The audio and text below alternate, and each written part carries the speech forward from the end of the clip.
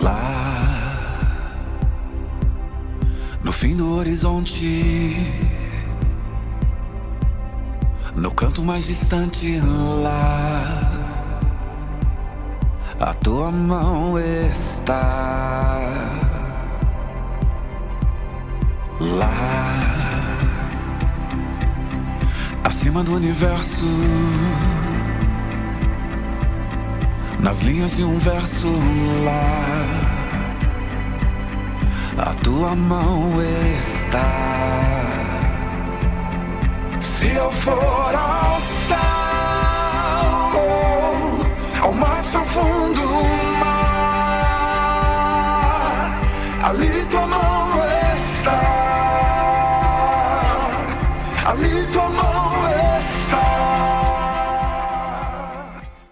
Fala aí, comunidade! Se liga nos avisos! Assista nossos cultos lá no YouTube. Se você precisa conversar ou precisa de ajuda, tem o WhatsApp pastoral.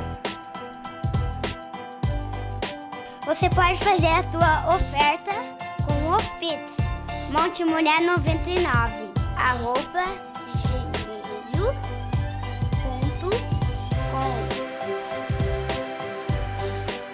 Queridos irmãos, eu espero que todos vocês estejam animados diante do Senhor e animados para poder continuar louvando, adorando, porque o culto é só um pedaço do nosso tempo de louvor e de adoração, é só uma parte daquilo que nós nos colocamos diante de Deus em reverência a Ele, em adoração a Ele.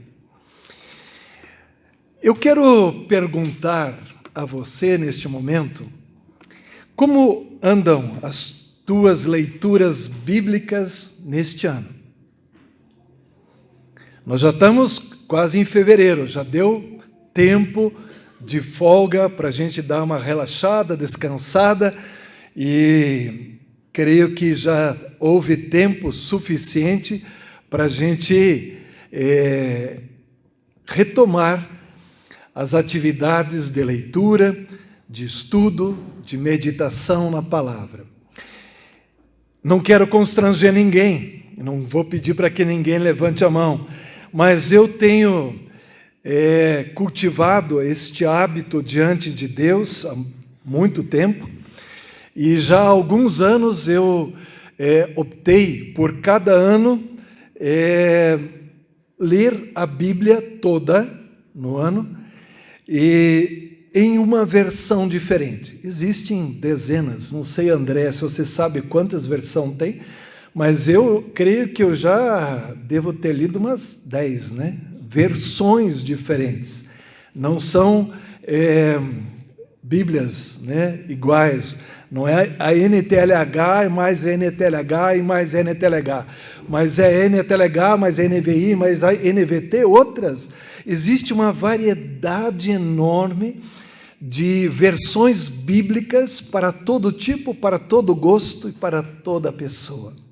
E, queridos, se tem algo que eu sempre me surpreendo quando eu faço as minhas leituras bíblicas, é que sempre Deus fala algo novo para mim. Com você também é assim? Eu estou há quase 45 anos caminhando ao lado do Senhor.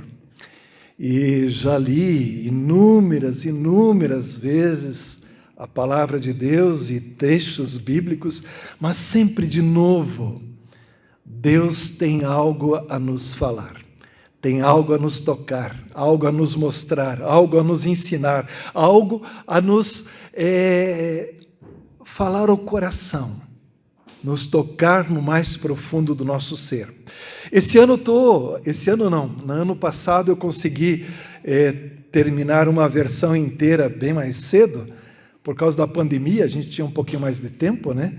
E eu comecei a ler a tradução brasileira, que é uma tradução do começo do século XX, feita no Brasil. E é uma tradução um pouco rebuscada, complicada, tem umas palavras bem truncadas, difíceis, mas é preciosa a palavra de Deus quando ela chega ao nosso coração. E eu estou agora, já terminei o Novo Testamento, estou no livro de Crônicas, no Velho Testamento, e de novo fui essa semana surpreendido. Nós estamos passando assim pelo meio de um furacão nesses últimos dias, com a questão da inundação aqui no fundo, desabamento do córrego, toda a questão que envolveu ter que escavar o terreno, ter que contratar gente, colocar máquina aí, e é gente para cima e para baixo, né, Arnaldo? Toda hora procurando descobrir uma maneira de resolver o problema. Mas no livro de Crônicas, no final do livro de Crônicas, Deus tem me falado, em particular, várias questões. E lá no capítulo 21 de Crônicas, tem algumas citações e algumas realidades que foram preservadas nas Escrituras, que falam muito a cada um de nós. O livro de Crônicas, tanto 1ª quanto 2ª Crônicas, ela tem em paralelo os livros de 1ª e 2ª Samuel e 1ª e 2ª Reis. E é interessante quando a gente junta esses 6 livros e você consegue ver o panorama como um todo. Esse livro de 1ª Crônicas, em especial, ele fala sobre Davi. Quem era Davi? O reinado de Davi, as vitórias de Davi, as conquistas de Davi, a vida deste homem que foi chamado de um homem segundo o coração de Deus. E no relato do livro de Crônicas, deixa claro que Davi, este pastorzinho de ovelhas, este homem franzino, e o último da sua família, ele conseguira unificar o povo de Israel numa grande nação. Tornou o povo de Israel um grande reino. Ele havia vencido grande parte dos seus inimigos e alcançado muito prestígio, poder, honra e glória. E chega um determinado momento na vida de Davi que ele já tem tudo que ele poderia querer ter da vida, e ele diz: mas eu tenho um sonho. Eu quero construir um templo, uma casa para o Deus de Israel. Quero construir um local onde o culto e a adoração a Deus podem ser feitos pelo seu povo. E tem que ser um local grandioso, um local majestoso, um local especial. Mas Deus fala através do profeta Gade a Davi e diz: não você. O teu intento é bom, o teu plano é interessante, mas você é um homem de guerras. E você não vai construir para mim uma casa, mas o teu filho sim. O teu filho que há de te suceder, ele irá construir um templo a mim. E Davi, agora já idoso, já chegando na época da sua aposentadoria, já no tempo de que ele não tinha mais o vigor, ele ainda assim obtém inúmeras vitórias sobre os filisteus. E o seu reino tem um tempo de paz e de prosperidade. E aí a Bíblia diz algo muito interessante, no comecinho do capítulo 21, ele diz assim: Satanás quis criar problemas para o povo de Israel. E por isso levou Davi a fazer uma contagem do povo, fazer um recenseamento. O diabo incita este grande homem. E de alguma forma ele quer, o inimigo de nossas almas, ele quer atrapalhar a vida do povo de Deus. E Davi, agora incitado pelo mal, ele decide fazer um recenseamento, assim como vai acontecer no Brasil este ano, né? Só que as intenções são diferentes. E este recenseamento ele está fazendo por conta própria, por vontade própria. É algo que ele intuiu ou ele foi influenciado pelo mal, e o mal tem essa característica de nos soprar, né, esses maus desejos, esses maus intentos, assim como fez com Eva lá no paraíso. Não era a vontade de Deus. Mas mesmo assim, Davi insiste. O seu general, o seu grande general Joabe, tenta dissuadi-lo, mas não tem jeito. Davi insiste, ordena, e a ordem é executada. É interessante, né?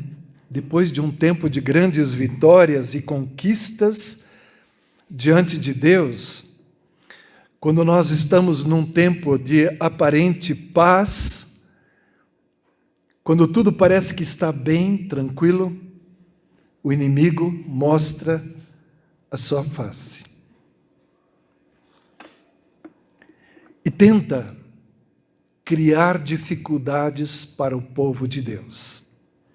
Tenta nos derrubar, nos passar a perna. Tenta nos fazer esquecer de tudo aquilo de bom que temos alcançado e recebido na nossa relação com o nosso Deus. O apóstolo Paulo diz algo interessante, ele diz: aquele que está em pé, cuide, para que não caia, porque só pode cair quem está em pé. E o inimigo não quer que nós fiquemos de pé diante de Deus. O inimigo não quer que nós vivamos uma vida plena e abundante. O inimigo não quer que nós tenhamos a paz e a confiança em nosso Deus. Fazer um recenseamento não é um pecado em si. Deus, outras vezes, havia ordenado e instruído o povo de Deus a fazê-lo. Mas o que fica claro nos relatos bíblicos e nos relatos paralelos desse texto é de que Davi quer agir por conta própria. Ele esquece de buscar aquilo que é o mais básico e essencial na tomada de uma decisão: buscar o conselho de Deus. Ele talvez, inflamado pelas suas grandes conquistas, pelas suas grandes vitórias, pelo seu grande exército, pelo seu grande poderio, talvez tenha achado de que tudo aquilo fora obra sua, mérito seu. Ou seja, ali há um quê de vaidade. E muitas vezes este é o ponto que o inimigo também nos pega. Porque todos nós também estamos sujeitos a esse tipo de coisa. Muitas vezes nós podemos achar que a nossa vida está legal, que nós estamos bem, a saúde está boa, estamos bem empregados, as coisas estão numa paz e normalidade, e que isto é mérito nosso, e não graça e misericórdia de Deus. E o inimigo se aproveita destas brechas para tentar criar todo tipo de confusão e todo tipo de dificuldade na nossa vida. E é interessante que Davi está obstinado. Não ouve a voz de ninguém. Ele quer e pronto. E os seus súditos têm que obedecer, mesmo sabendo que aquilo é contra o desígnio de Deus. Mas no momento em que o erro foi cometido, a consciência bate. E Davi percebe o mal que havia feito. E ele diz assim: ó Deus, eu cometi um pecado terrível quando mandei contar o povo. Por favor, perdoa-me, o que fiz é uma loucura. Quantas vezes conosco também é assim, né? Os bons conselhos nos dizem: olha, não entre por este caminho, olha, meu irmão, não faça tal coisa, olha, meu irmão, cuide, olha, meu irmão, leia a palavra, olha, meu irmão, venha ao culto, olha, meu irmão, ore, busque ao Senhor. Mas os conselhos muitas vezes entram por um ouvido e saem pelo outro, e a nossa obstinação nos leva a fazer coisas impensadas. E uma vez cometido o pecado, caímos em si. Davi percebeu, desculpe a palavra, a caca que ele tinha feito. Pisou na bola, ele errou, ele foi obstinado e agiu de forma insensata. E ele agora se arrepende, ou demonstra o arrependimento, pelo menos o reconhecimento do seu erro e do seu pecado. Mas, irmãos, algo interessante no texto é que o pecado de Davi não o deixa impune. Pior, o pecado de Davi pune a Davi e a todo o seu povo. O meu pecado pode trazer consequências amargas na minha vida. E às vezes é até bom que aconteça, para a gente acordar. Mas o meu pecado muitas vezes causa muito mal às pessoas ao meu redor. E assim é com Davi. E Deus então disse que aquele pecado de Davi teria uma consequência. E ele, na sua misericórdia, Deus usa o profeta Gade e diz para ele: olha, Davi, eu vou te dar uma possibilidade de escolher o mal que virá sobre você. O que você quer que eu faça? Você quer que eu te entregue durante 3 anos de fome?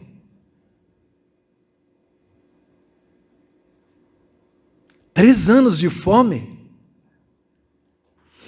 Ou você quer que eu permita que os exércitos inimigos te dominem e te ataquem e te façam o mal por 3 meses?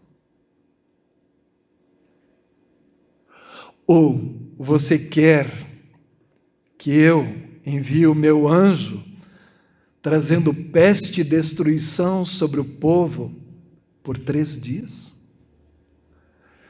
E Davi fica sem saber o que fazer e o seu coração fica apertado. Ele diz: eu não quero cair na mão dos meus inimigos, prefiro cair na mão de Deus, pois eu sei que Deus, mesmo quando executa o seu juízo e nos dá o castigo merecido, Ele ainda é misericordioso. Davi opta pelo agir do anjo de Deus, que vem sobre o povo de Israel, e em 3 dias mata 70.000 pessoas do seu povo. E agora este anjo está se dirigindo a Jerusalém para destruir a cidade de Jerusalém. E eu te convido a ler, a partir de agora, nesse texto de 1 Crônicas, capítulo 21, agora os versos 16 ao 26. Davi olhou e viu o anjo no ar, segurando a sua espada, pronto para destruir Jerusalém. Então Davi e os líderes do povo, todos eles vestindo roupas feitas de pano grosseiro, ajoelharam-se e encostaram o rosto no chão. Aí Davi orou assim: ó Deus, fui eu que errei, fui eu quem mandou fazer o recenseamento. O que foi que essa gente pobre, que essa pobre gente fez? O Senhor, meu Deus, ó Senhor, meu Deus, castiga a mim e a minha família e poupa o teu povo. Chegar a esse ponto de reconhecer o seu pecado e clamar a Deus para que faça misericórdia ao seu povo, mesmo que isso lhe custe a sua vida e a sua família. Aqui mostra um arrependimento. Mas então o anjo do Senhor disse a Gade que mandasse Davi construir um altar para Deus no terreiro de malhar cereais que pertencia a Araúna. Davi obedeceu à ordem do Senhor e foi como Gade lhe tinha dito. Ali no terreiro, Araúna e os seus 4 filhos estavam malhando trigo. Quando viram o anjo, os filhos fugiram e se esconderam. Ao ver Davi chegando, Araúna saiu do terreiro, ajoelhou-se e encostou o rosto no chão. Então Davi lhe disse: quero que você me venda o seu terreiro de malhar cereais, a fim de que eu construa nele um altar para Deus, o Senhor, e assim a peste acabe. Eu pagarei um preço justo por ele. Araúna, o proprietário, disse: fique com o terreiro e faça com ele o que quiser. Aqui estão esses bois para serem queimados em sacrifício no altar, as tábuas de debulhar cereais para serem usadas como lenha, e também trigo para dar como oferta. Eu lhe dou tudo isto. Mas Davi respondeu: isso não. Eu pagarei o preço justo. Não vou dar como oferta ao Senhor coisas que são de vocês, coisas que não me custaram nada. E então pagou a Araúna quase 7 quilos de ouro pelo terreiro. Então construiu ali um altar para Deus e ofereceu sacrifícios que foram completamente queimados e ofertas de paz. Ele orou e Deus respondeu, mandando fogo do céu para queimar os sacrifícios que estavam no altar. Deus viu aqui neste momento o arrependimento sincero de Davi e dos líderes do seu povo. Assim como Deus vê o nosso arrependimento quando este é sincero e verdadeiro.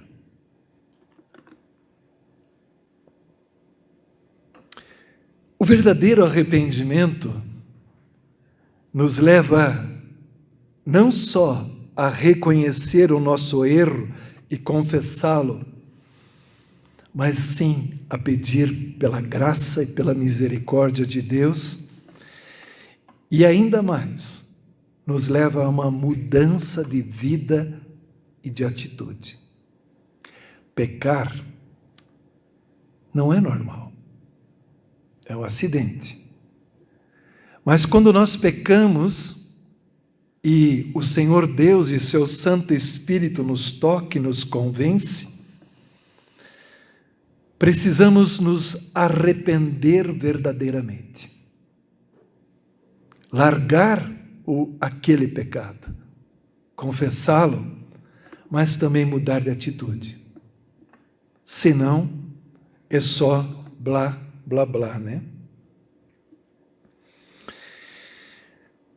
Deus então ordena que Davi faça um altar e lhe preste cultos e sacrifícios num determinado local.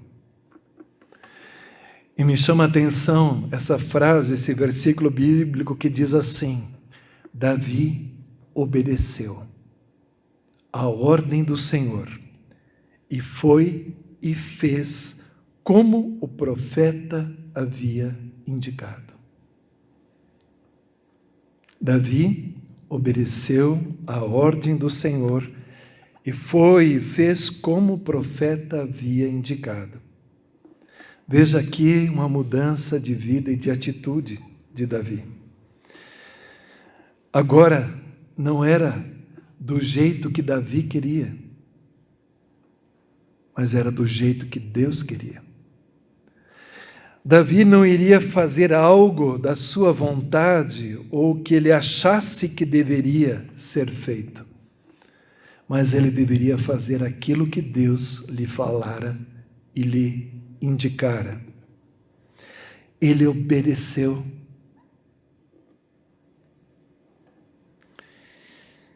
E a chave para uma relação correta diante de Deus é aprender a ouvi-lo e obedecê-lo. Por isso que eu falo da leitura bíblica. Quando nós lemos a Bíblia, nós aprendemos a ouvir Deus falar. E às vezes as pessoas dizem: mas eu nunca ouvi Deus falar. Então leia a Bíblia. Basta isto. Claro, Deus pode falar de outras formas, outras maneiras. Ele é muito criativo. Mas a maneira mais evidente de você ouvir Deus falando contigo é quando você, na leitura da palavra, você percebe que ali Deus está se dirigindo a você. E talvez Ele esteja te falando algo que você deva mudar, algo que você deva largar, algo que você deva fazer. Te cumpre obedecer. Tão importante quanto aprendermos a ouvir Deus e a sua palavra é aprender a obedecê-lo. E agora é interessante, né? Davi diz: sim, eu vou lá para o terreno, lá do Araúna, lá no terreiro onde ele malha o trigo, e ele está se chegando, e quando ele chega lá, surpreendentemente Araúna diz: não, aqui, Davi, você quer o terreiro? Eu te dou de graça. Você quer bois? Te dou. Você precisa de madeira? Está aqui. Você precisa de farinha? Não tem problema. Está tudo à tua disposição. Vá e faça o teu sacrifício diante de Deus. Legal, gente? Né? Imagina, Deus te pede algo e aqui você não precisa fazer nada, já está tudo ali. Mas Davi, ele respondeu: isso não. Eu pagaria o preço justo. Não vou dar uma oferta ao Senhor, não vou dar como oferta ao Senhor coisas que não me pertencem. Na outra versão dizem coisas que não me custam nada.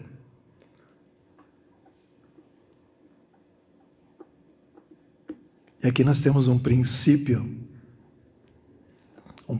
fundamental na nossa relação com Deus. as nossas ofertas, aquilo que nós fazemos ou damos ao Senhor, como culto a Ele, precisam nos custar algo.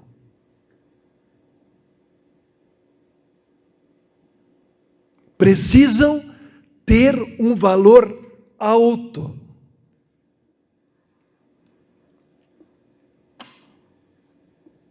Deus não quer o favor alheio. Se Deus te pediu algo, é para você fazer. O Araúna era bem intencionado, ele disse, não, pode deixar, se quiser ainda, eu espero, né? Ele diz assim, se quiser eu empilho as pedras, se quiser ainda eu acendo o fogo, né? Ele estava pronto para tudo. Araúna ali foi impactado pela visão do anjo celestial que estava sobre o seu terreno. Mas não, Davi entende que a nossa oferta ao Senhor tem que nos custar algo. Tem que ser algo precioso. Eu lembrei da oferta de Caim e de Abel, lá em Gênesis, no início das leituras bíblicas, né? Os dois trouxeram diante de Deus ofertas ao Senhor, frutos do seu trabalho, daquilo que eles tinham a oferecer. Você não pode oferecer a Deus o que você não tem, você oferece a Deus o que você tem. Mas os textos bíblicos e em paralelo deixam claro que havia uma diferença na atitude e no coração de Abel para Caim. Deus não se agradou mais de Abel, porque o que Abel lhe trouxe era melhor ou mais custoso? Não. Mas pela atitude do coração de Abel. Abel deu o seu melhor. Ele deu aquilo que lhe mais era precioso e custoso. O que ele tinha de mais importante, de mais especial no seu trabalho, na sua vida, na sua lida. E Deus olha o nosso coração.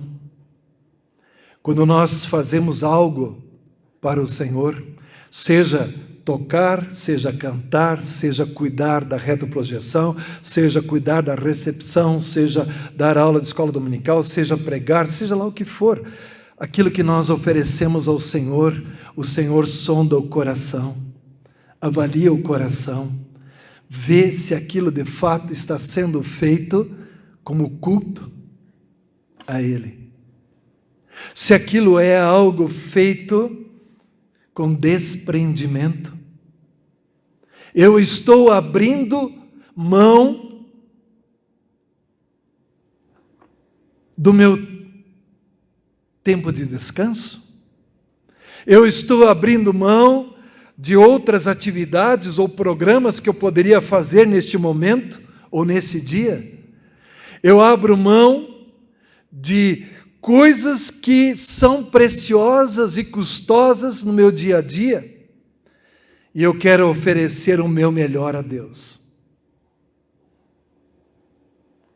Quando Jesus fala da viúva pobre, e ele diz que ela deu muito mais do que todos os outros ricaços que depositaram fortunas lá na caixa de ofertas do templo, Jesus não está olhando para a quantidade de dinheiro, Ele está olhando para a atitude do coração daquela mulher, e diz que ela deu tudo o que ela tinha para a sua vida, porque para ela aquilo era parte do culto, parte da sua adoração, parte da sua oferta, parte do seu sacrifício a Deus.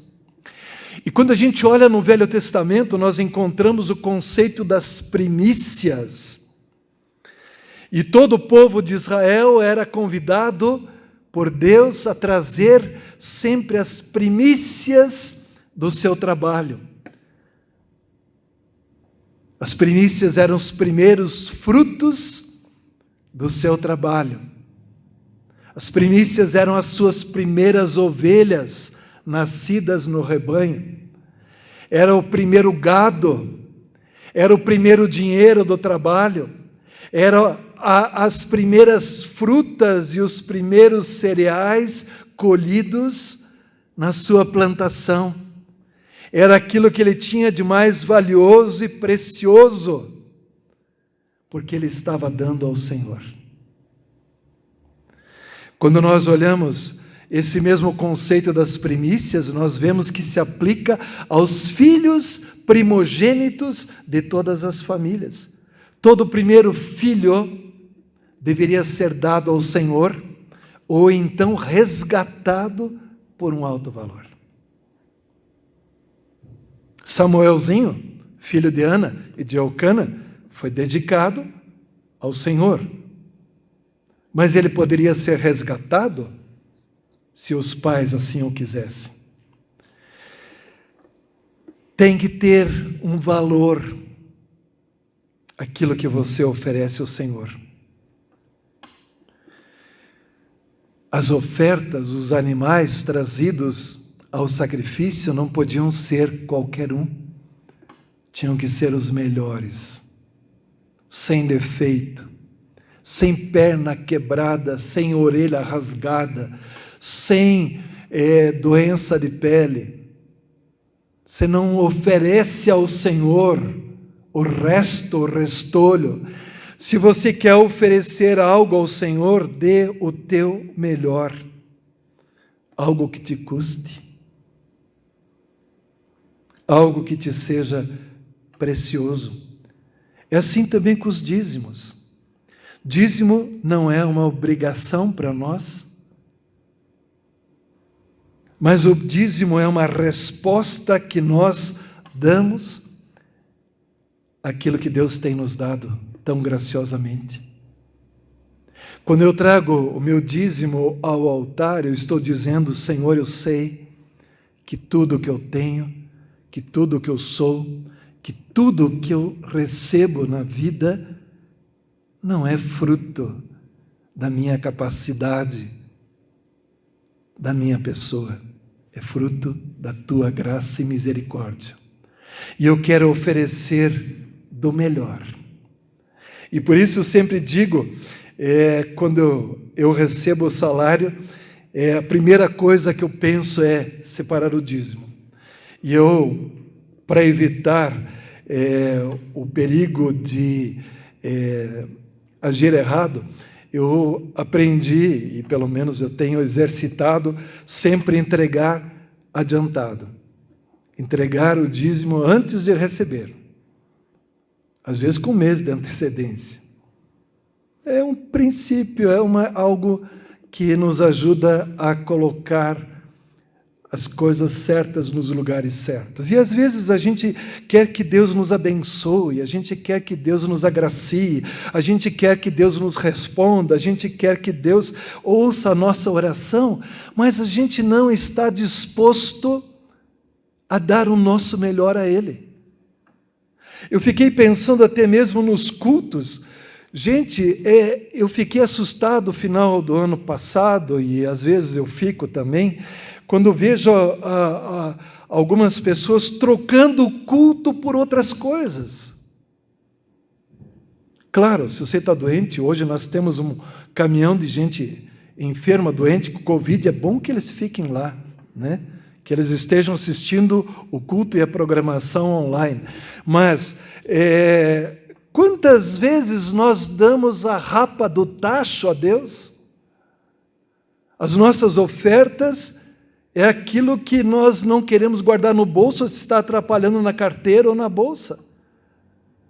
Aquilo que nós, quando nós viemos ao culto, nós estamos tão cansados, tão esgotados do dia que foi corrido, fizemos trocentas mil coisas, mas esquecemos que o domingo é o dia do Senhor. Veja que coisa estranha. Nós perdemos a perspectiva de um dia do Senhor. Devia até mudar o nome de domingo, né? Porque não tem mais lógica. As pessoas usam o dia do Senhor para qualquer coisa, mas sequer param para descansar, que seria uma das primeiras regras. Deixam de orar. Às vezes a gente usa a desculpa assim, mas na semana é tão corrido, eu estou correndo tão freneticamente, eu não consigo tempo de orar. Mas o dia do Senhor é para isto também. Eu não consigo ler e as minhas leituras bíblicas estão tudo atrasadas, mas o dia do Senhor é para isto também. Ou quando a gente chega no culto, as pessoas às vezes estão mocambúzias, estão assim meio para baixo, estão cansadas, não conseguem nem acompanhar o louvor. Quando não, dá umas pescadas na hora da pregação, né? Às vezes dá aquela, né? As pessoas começam a dar uma pescada, começam a dar uma dormida na hora do culto. Dar o nosso melhor. E, queridos, eu me inspiro na história de Davi, porque Davi era um homem que nem nós. Ele pisou na bola um monte de vezes. Fez um monte de coisa errada, como nós fazemos também. Mas algo que me chama a atenção em Davi é que ele, quando repreendido pelo Senhor, ele se arrepende e muda de atitude. E nesse texto do capítulo 21, me inspira Davi querer dar o seu melhor, algo que lhe custe. Custou 7 quilos de ouro. Sabe quanto vale isso? Eu não tenho ideia, mas é uma grana boa. Ele queria dar ao Senhor algo que lhe custasse. Deus quer que você dê a Ele, não o resto do teu dia, não o resto da tua vida, não o que sobra dos teus bens, não quando você não tem mais nada, outra coisa interessante para fazer, mas Ele quer que você priorize e dê a Ele o teu melhor. Seja este melhor, o que for. Você vem cantar aqui à frente, eu sou grato a Deus pela equipe de louvor. Sei como é difícil. Sei que é difícil, né? Deixar filho pequeno, né, Júlia? Em casa. Ter que chegar 2 horas antes do culto. Ter que preparar em casa, ter que preparar as músicas, né, Felipe? Ter que preparar a pregação e colocar na internet e poder preparar a escola dominical e poder estar antes do culto para receber as pessoas e poder dedicar um tempo para se preparar para fazer o teu melhor. Mas é isto que deveria nos tocar o coração e deveria nos incentivar. Deus tocou o coração de Davi e Davi deu o seu melhor. Deus o aceitou. Deus o perdoou. E Deus reteve a mão do anjo da morte.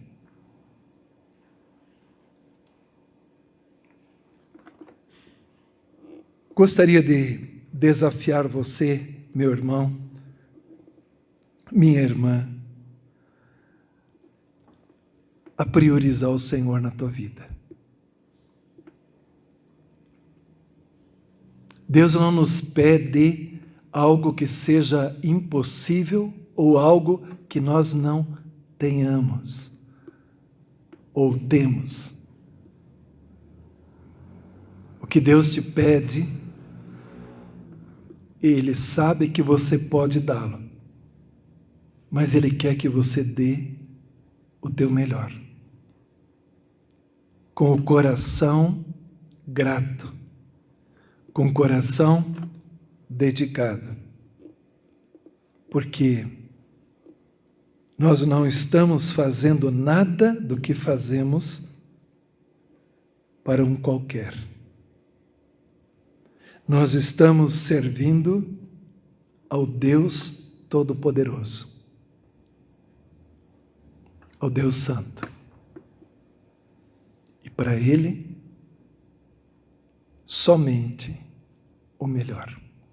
Amém? Vamos orar? Querido e amado, queremos dar a Ti o nosso melhor. Toca-nos e toca o nosso coração, onde, Senhor Deus, temos relutado em ouvir a Ti e entender e compreender a Tua voz. Precisamos sim, Senhor Deus, aprender a Te ouvir, mas precisamos também, Senhor Deus, Te obedecer tão prontamente quanto ouvimos. E quando, Senhor Deus, Te obedecemos, faze-nos, Senhor Deus, dar o nosso melhor a Ti, o melhor do nosso tempo, o melhor dos nossos talentos, o melhor das nossas habilidades, capacidades, dons, o melhor dos nossos recursos, do nosso dinheiro, o melhor da nossa vida, porque estamos servindo ao Deus Todo-Poderoso. E somente o melhor cabe a Ti, Senhor. Que o Teu Espírito nos guie e inspire, em o nome de Jesus. Amém. Fala aí, comunidade! Se liga nos avisos! Assista nossos cultos lá no YouTube. Se você precisa conversar ou precisa de ajuda, tem o WhatsApp Pastoral. Você pode fazer a tua oferta com o Pix Monte Mulher 99, @